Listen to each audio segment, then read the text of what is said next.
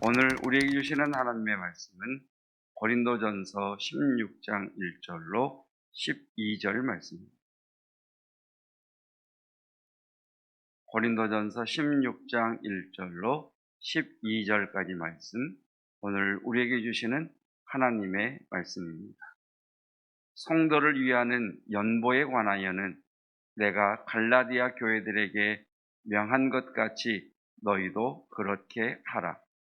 매주 첫날에 너희 각 사람이 수입에 따라 모아두어서 내가 갈 때에 연보를 하지 않게 하라. 내가 이를 때에 너희가 인정한 사람에게 편지를 주어 너희의 은혜를 예루살렘으로 가지고 가게 하리니, 만일 나도 가는 것이 합당하면 그들이 나와 함께 가리라. 내가 마게도냐를 지날 터이니 마게도냐를 지난 후에 너희에게 가서 혹 너희와 함께 머물며 겨울을 지낼 듯도 하니, 이는 너희가 나를 내가 갈 곳으로 보내어 주게 하려 함이라.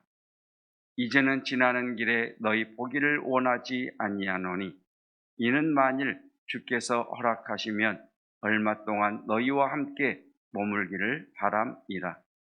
내가 오순절까지 에베소에 머물려 함은 내게 광대하고 유효한 문이 열렸으나 대적하는 자가 많음이라. 디모데가 이르거든 너희는 조심하여 그로 두려움이 없이 너희 가운데 있게 하라. 이는 그도 나와 같이 주의 일에 힘쓰는 자임이라. 그러므로 누구든지 그를 멸시하지 말고 평안히 보내어 내게로 오게 하라. 나는 그가 형제들과 함께 오기를 기다리노라.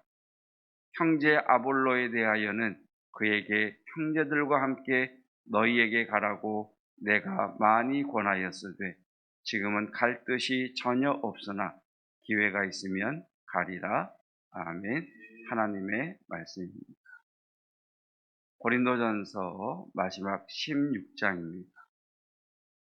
은사에 대한 말씀과 부활에 관한 말씀 후에 이제 편지를 끝맺는 사도 바울은 연보에 대하여 고린도 교회에 말씀을 하십니다. 이 편지 말미에 모든 것을 다룬 후에 중요한 결론을 맺게 되는데, 당시 예루살렘 교회에 큰 흉년으로 인한 경제적 어려움이 닥쳐왔습니다. 모교회인 예루살렘 교회가 흉년으로 인해서 경제적 어려움을 겪고 있고, 또 예루살렘에 가해진 박해로 말미암아 예루살렘 교회를 섬기던 지도자들이 부재하는, 지도자들이 다 떠나버리는 그런 일이 일어남으로 인해 예루살렘 교회가 굉장히 어려움 가운데 처하게 됩니다. 이때의 사도 바울은 자신이 개척한 교회들에게 예루살렘 교회를 위하여 연보할 것을 이야기했고, 고린도 교회는 기꺼이 감사함으로 우리가 감당하겠다, 그 예산을 감당하겠다라고 약속을 했습니다. 그런데 우리가 고린도전서를 살펴보았던 것처럼 다툼과 분열과 자랑과 같은 이런 일들로 인해서 교회가 흔들리게 되고, 교회가 다툼과 분열과 자랑으로 어려워지면서 약속했던 연보를 이행하지 않았던 겁니다. 그것에 대하여 사도 바울은 다시금 너희가 약속했던 것을 기억하고 연보하라 라고 하시는 말씀이 오늘 1절 이하의 말씀이 됩니다. 3절 말씀을 보시면, 내가 이를 때에 너희가 인정한 사람에게 편지를 주어 너희의 은혜를, 여기 말하는 너희의 은혜는 너희가 예루살렘 교회를 위해서 드린 연보를 예루살렘으로 가지고 가게 하라라고 하는 말씀입니다. 그래서 본문의 말씀은 성도들에게 연보 헌금 생활에 대한 말씀을 가르쳐 주고 있습니다.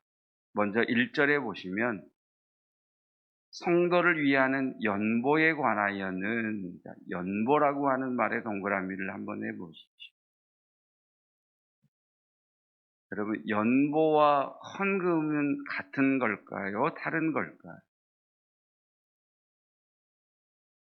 어느 때는 헌금이라 하고 어느 때는 연보라 하고, 연보와 헌금이 같은 건가? 다른 건가? 연보는 옛날 주일학교 다닐 때 썼던 말이고, 어른이 되니까 헌금이라는 말을 쓰는 것이고, 연보는 이전에 신앙생활 했던 분들이 쓰던 말이고, 헌금은 요즘 우리들이 쓰는 말이고, 그렇지 않습니다. 연보와 헌금은 다른 겁니다. 다른 것인데, 이 시대가 변하면서 연보와 헌금에 대한 구분을 명확하게 하지 않게 되고, 그러면서 연보가 헌금으로, 헌금이 연보로 사용되는 그런 좀 모호해진 그런 경향이 있습니다. 연보라 함은 사람에 대한 드림입니다. 교회에 우리가 헌금을 드리잖아요. 헌금을 드릴 때 선교 헌금, 우리 같은 경우 생명 살림 예물, 이런 예물들, 이런 예물들은 목적이 분명하죠. 그러니까 지금 건축 헌금 같은 거, 지금 내가 드리는 이 헌금은 선교를 위해서 사용해 주십시오. 내가 드리는 이 헌금은 건축을 위해 사용해 주십시오. 내가 드리는 이 헌금은 구제를 위해 사용해 주십시오. 다 대인관계죠. 대인관계. 사람에 대한 관계죠. 그래서 이것을 연보라고 이야기를 합니다.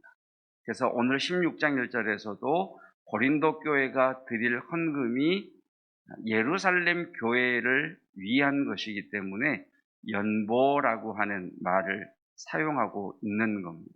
그러니까 이 연보는 본인의 자유의지에 드려도 되고 드리지 않아도 되고, 감동을 주시면 드리는 것이고, 아까우면 안 드리는 것이고. 자, 그런데 헌금은 하나님께 드리는 겁니다. 헌금은 하나님께 드리는 겁니다. 그래서 가장 대표적인 헌금이 11조죠. 그러니까 11조는 사람에게 주는 것이 아니라 하나님에게 드리는 겁니다. 그러니까 하나님에게 드린다는 말은 제사의 한 부분이라는 거죠. 구약에 있어서 구약의 제사의 가장 중요한 요소 중에 하나는 제물이에요. 제물이 없는 제사는 있을 수가 없는 거죠. 왜? 제물을 드린다는 것은 나를 드리는 것이고, 제물을 드린다는 것은 그 제물에 나의 죄를 뭐라 그러죠? 이렇게 옮겨가는 거. 갑자기 단어가.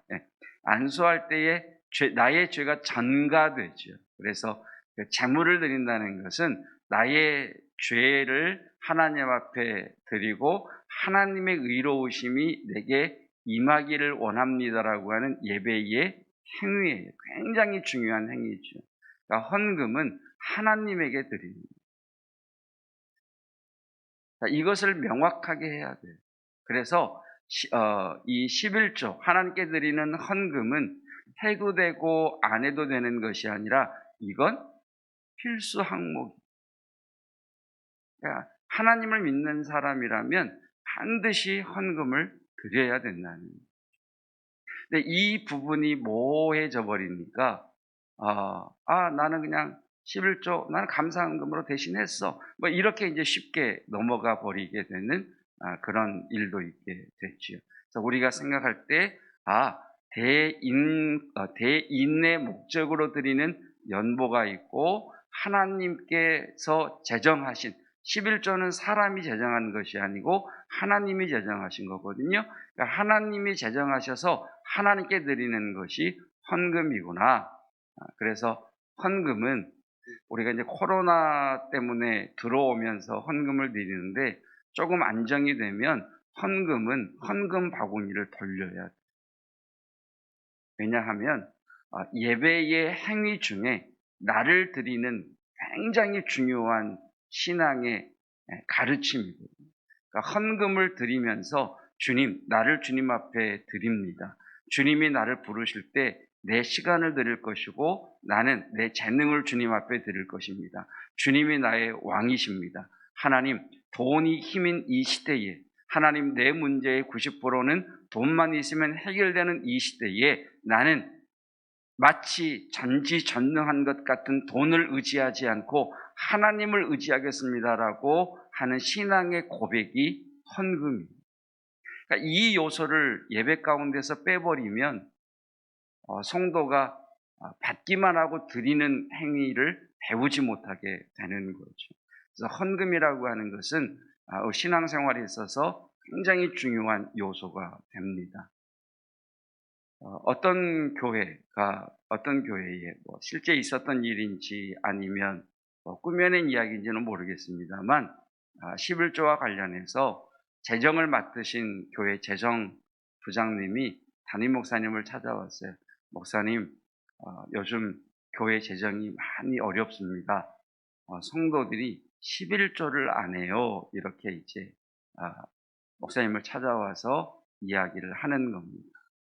얼마나 성도 중에 몇 분이나 11조를 하시는데요. 그랬더니 재정부장님 말씀이 한 10분의 1은 되는 것 같아요.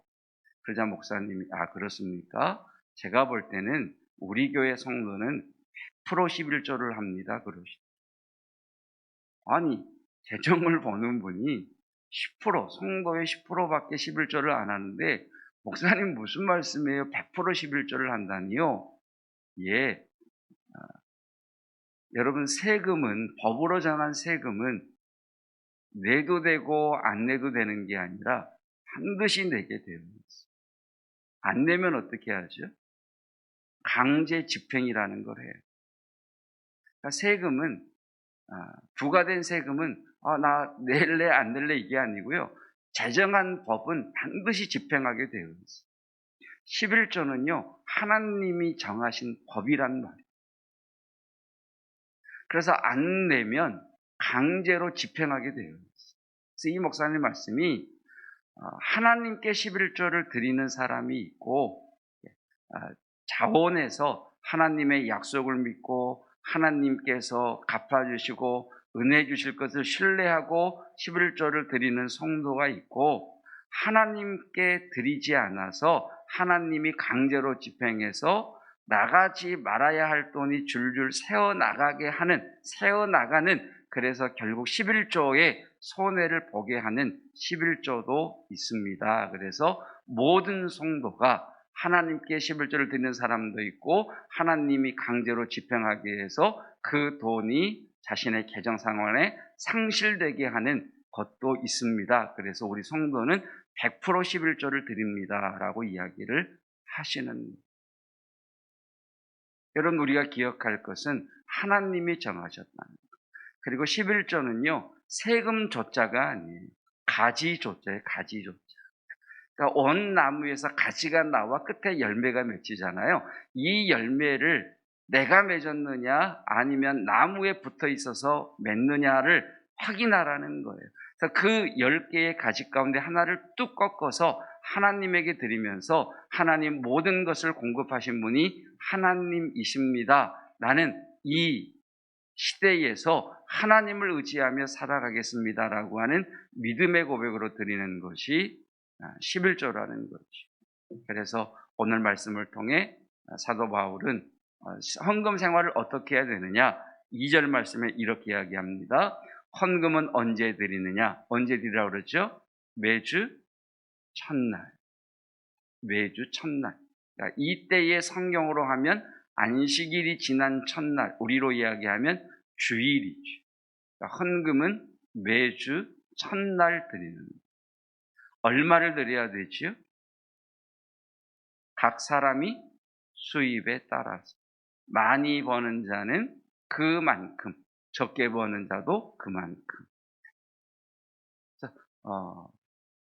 그래서 각 사람의 수입에 따라서 드리라라고 이야기를 하고 또 중요한 이야기를 하나 듣죠. 내가 갈 때에 연보를 하지 않게 하라. 무슨 말이냐면 사람 보고 헌금하지 마라.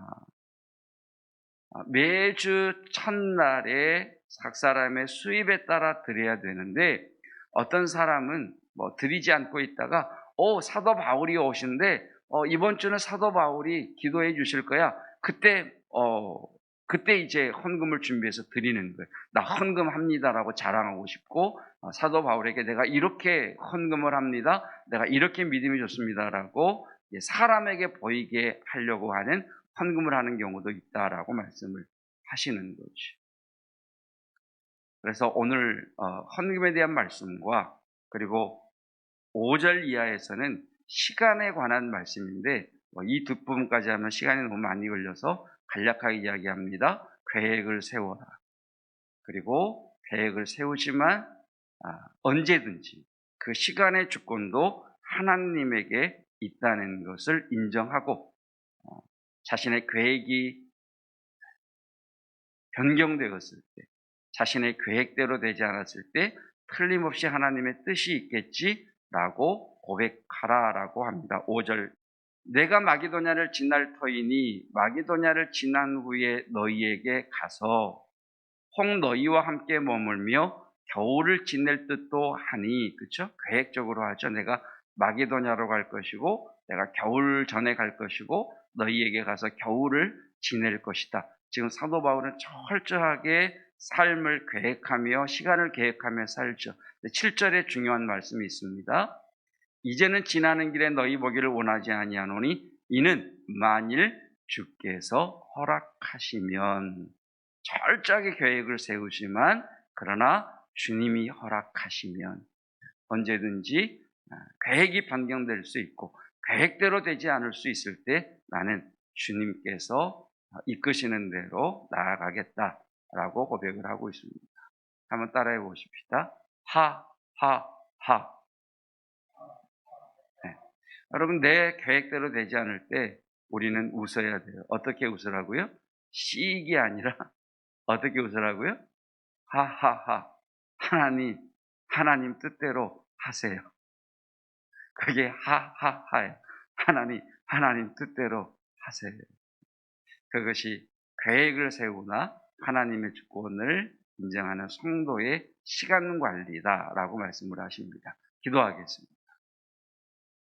말씀을 통해 우리의 습관과 전통과 관습이 아닌 하나님의 말씀을 쫓아 신앙의 모습을 발견하고 발굴하고 갖춰나가게 하시니 감사합니다. 주님께 드림이 우리의 예배 가운데 얼마나 중요한지, 그것은 곧 나의 드림이며 나의 죽음이며 돈이 힘인 이 시대에 나는 온전히 하나님을 나의 힘으로 고백합니다라고 하는 위대한 성도의 믿음의 고백이요 결단인 것을 말씀해 주셨습니다. 하나님은 만왕의 왕이시며 하나님의 말씀은 영원히 변개치 못할 영원한 법이기에 하나님의 약속대로 드린 자들에게는 하나님께서 은혜로 갚아주시나 하나님께 드리지 않는 자들에게는 하나님이 다른 방법으로 그것을 집행한다는 말씀을 들었습니다. 말씀대로 사는 성도 되게 하옵소서. 분주한 21세기를 살아가는 그리스도인으로서 무계획적인 삶이 아니라 계획을 철저히 세우는 성도 되게 하옵시되 그 시간의 주권조차도 하나님의 권능 아래 있음을 고백하게 하옵소서. 내 생각대로 내 계획대로 되지 않을 때 여기에 틀림없이 하나님의 뜻이 있습니다 라는 믿음의 고백을 가지고 하나님 뜻대로 하옵소서 고백하는 저희들 되게 하옵소서. 예수 그리스도의 은혜와 하나님의 사랑하심과 성령 하나님의 함께 하시는 은혜가 하나님의 주권을 고백하며 나아가는 하나님의 대행자들, 하나님의 자녀들 위에 영원토록 함께 하시기를 축원하옵나이다. 아멘.